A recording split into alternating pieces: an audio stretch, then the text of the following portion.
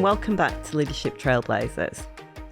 Today, we're going to have a look at one of the aspects of team development and team dynamic that is one of the biggest indicators of high performance: psychological safety.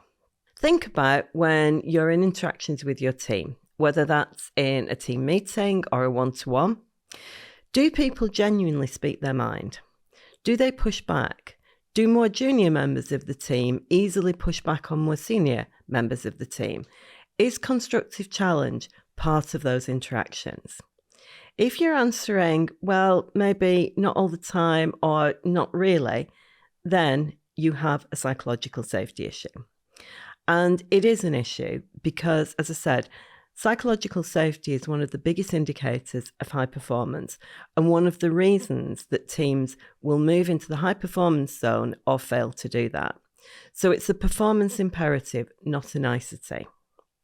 I'm Lois Burton, executive coach and senior leadership team coach with 25 years experience coaching senior leaders and leadership teams. So what actually is psychological safety? Amy Edmondson at Harvard has researched this for decades, and she summarized it in the belief that you won't be punished, judged, or criticized for speaking up, speaking your mind, or saying something different to what everyone else is saying. And it's not about comfort. It's about honest challenge being safe. And this really came to the forefront when Google ran their project Aristotle, which was when they were looking across the board at which teams performed best within Google.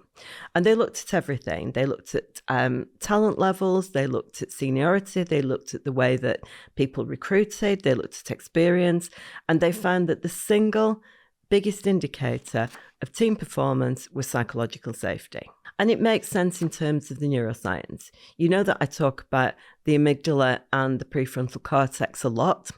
So the prefrontal cortex is when your full brain is at work. When your amygdala gets activated, that's the threat response. And this literally closes down your full thinking brain because it moves everything. It moves all your adrenaline into fight or flight or freeze mode. So if people don't feel safe for whatever reason, they're literally not bringing their full brains to work. And that's why this is so important. What's the leader's role in this? It's sometimes an uncomfortable truth to look at, but leaders either create or destroy psychological safety. You as the leader have the biggest impact in the room.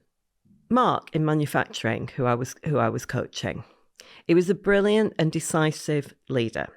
Got great results, but his team had stopped contributing. The thing is, Mark was quick. He was a very quick thinker. He was decisive. He made decisions like this, and he was usually 3 steps ahead of everybody else in the room. So when they were in meetings, he got the answer while everybody else was still thinking. And that became the mindset of the team. There's no point in contributing because Mark's already got there. And the decision's pretty much already been made. He didn't see it. He just couldn't understand it. But we did a 360 feedback and, people admired him. So they admired his quick thinking, but it shut them down. And he didn't see that at all. He really wasn't a person who wanted intentionally to shut people down. So what he did was he designed his team meetings differently. He said it was very difficult for him at first, but he deliberately built in time for thinking. And he let his team know, and he said, I tend to race ahead. I know that's not always the right way to do it. And what I really want to do is give you time to think and reflect. And then I want to hear from you before I make my decision. And things changed dramatically. He still sometimes made the fast decision. Sometimes, as a leader, you've got to, and that's a strength. But he brought his team back in, they started contributing again, and the performance of the team went up. How to do this then? 3 tips. Tip 1, model vulnerability from the top. It's often the most powerful thing a leader can do, but it's often the most resisted. Because when leaders admit mistakes or uncertainty, then it feels risky. It's like, oh, I'm supposed to be the one with the answers. If I show this I'm vulnerable, won't that worry my team and make them anxious? Actually, it's the exact opposite. It gives everyone permission to say they don't know, to ask for help, to say, I'm not quite sure about this. What does everybody else think? So, in a practical way, one of the things you could do is in your next team meeting, share what you got wrong this week. Say, this didn't quite go according to plan. What does everybody think that we can learn from that? And what could we do differently next time? Ask genuine questions and be prepared to say, I don't know. Because the team watches how you behave. And when things are imperfect, then if you're modeling that vulnerability, they know that they are safe to do the same, and that calibrates the safety accordingly.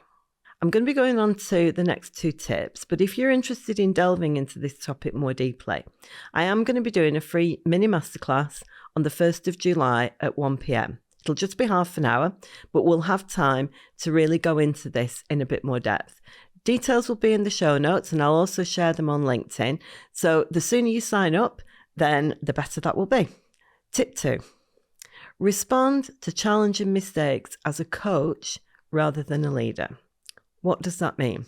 It means if you're challenged, do you get curious or do you get defensive? If a mistake's made, do you ask, what can we learn, or whose fault is it? The team continuously updates how you respond to challenge. And if you can respond to challenge with genuine questions, then again, this calibrates the safety accordingly. But they do continually update. So they spot the moments when they think it's not safe to speak up, and they remember them.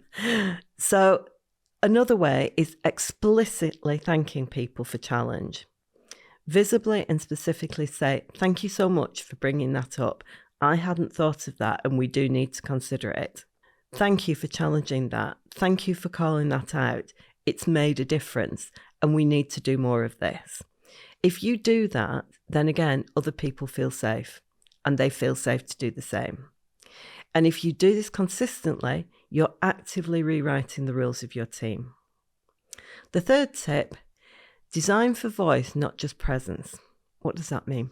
Even good teams can have poorly designed meetings that suppress contribution. So people are present in the room, but they're not contributing. One way of actually bringing everyone into this is to do a round-robin opening where everybody shares before the discussion. And a good phrase for this, and this comes from Nancy Kline's Thinking Environment. If you haven't come across this, the book is called Time to Think, and it's a great book. And that's Nancy Kline. And she talks about just asking everyone, what's your first thought on this?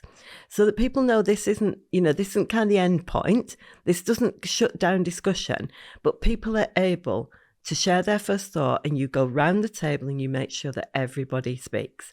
This normalizes multiple voices, and then you can say, now we've heard everyone's first thinking, what's your thinking now? So again, it allows for that reflective, iterative piece.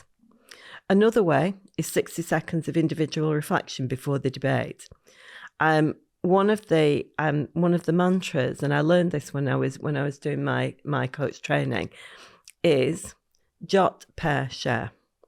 And what that means is allow people to jot their thoughts down, first of all, allow them to share with the person next to them or just another person in the room, and then get them to share in a group. If people are quieter and they are reflectors, this again helps them to think before they speak, and it can change the quality dramatically. I was working with a team in higher education, and they actually brought this into their meetings. So they wrote their views down independently before speaking. They shared it with their neighbour, and then they shared in the group. That allowed that thinking, that reflective time that some people really need. And 2 of the quieter members of the team transformed. They became some of the most active contributors. So this isn't about comfort. As I said, it's not about a nice to have. This is about full engagement, being safe in a team, and allowing people to bring, as I said, their full brains to work, which I'm sure everybody wants. In terms of the tips, remember to model vulnerability, respond as a coach by asking questions, being curious and thanking people for challenge, and design for voice, not just presence. If this has resonated with you, then please come and find me at Lois Burton Online or on LinkedIn, and please do think about joining the masterclass. Remember, that's 1st of July at 1 p.m. This has been Leadership Trailblazers, and the way we led yesterday is not going to lead us into tomorrow. Thank you so much for being here, and I'll see you next time.